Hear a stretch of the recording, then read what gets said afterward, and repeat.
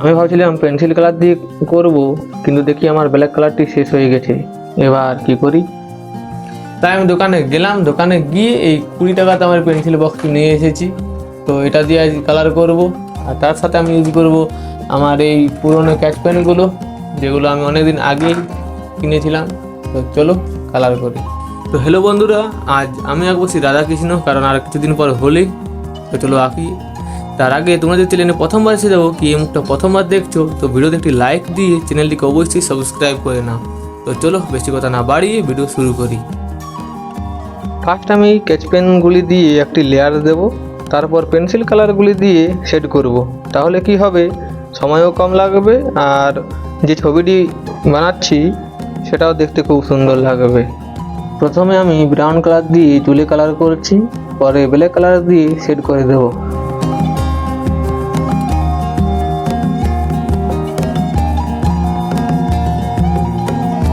যেখানে orange colour আছে সেখানে অরেঞ্জ কালার করছি, এটাও পরে পেন্সিল দিয়ে শেড করব।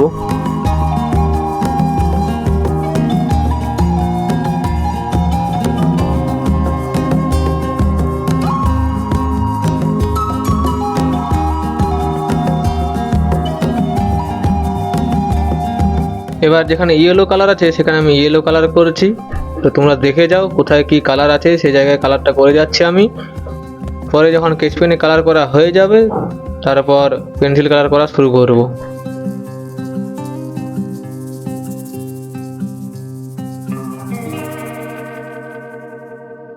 নিচে কমেন্ট করে বলো যে নেক্সট কি আঁকবো।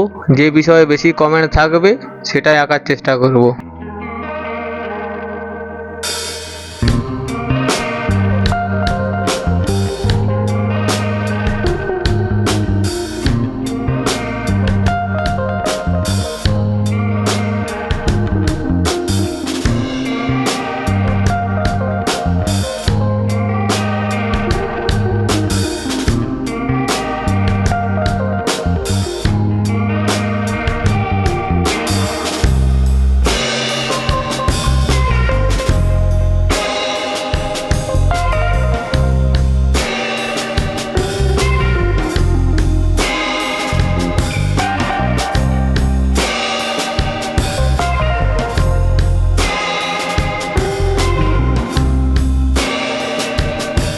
আমার স্কেচ পেনে কালার করা প্রায় শেষ।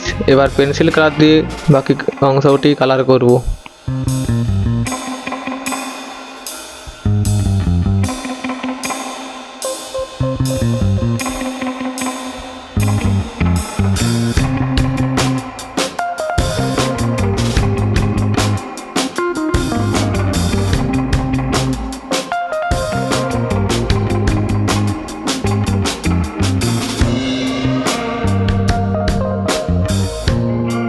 যেখানে ডার্ক থাকবে সেখানে ডিপ কালারের ইউজ করব, আর যেখানে হাইলাইট থাকবে সেখানে হোয়াইট কালার দিয়েই আমরা কালার করব।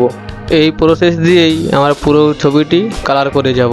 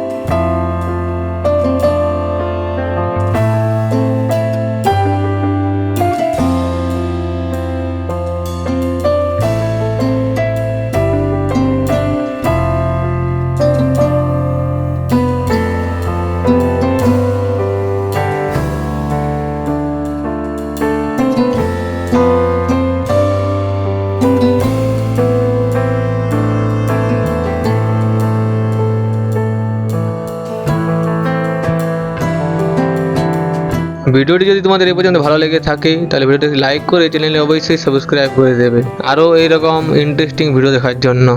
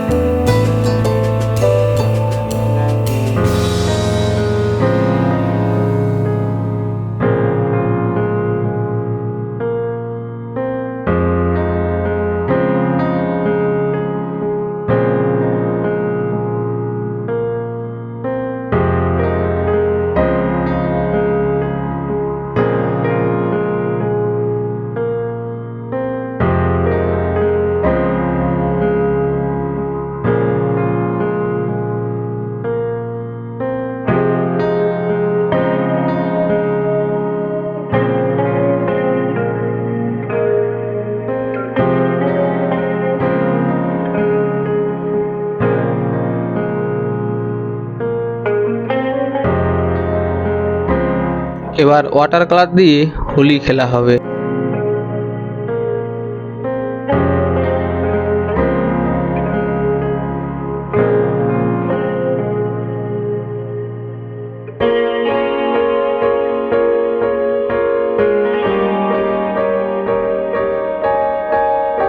আমার আঁকা প্রায় শেষ হয়ে গেছে। এবার তোমরা ছবি দেখে বলো কেমন হয়েছে। যদি ভালো লেগে থাকে তাহলে অবশ্যই ভিডিওতে একটি লাইক করে চ্যানেলটি সাবস্ক্রাইব করে দেবে। দেখা হচ্ছে পরের ভিডিওতে।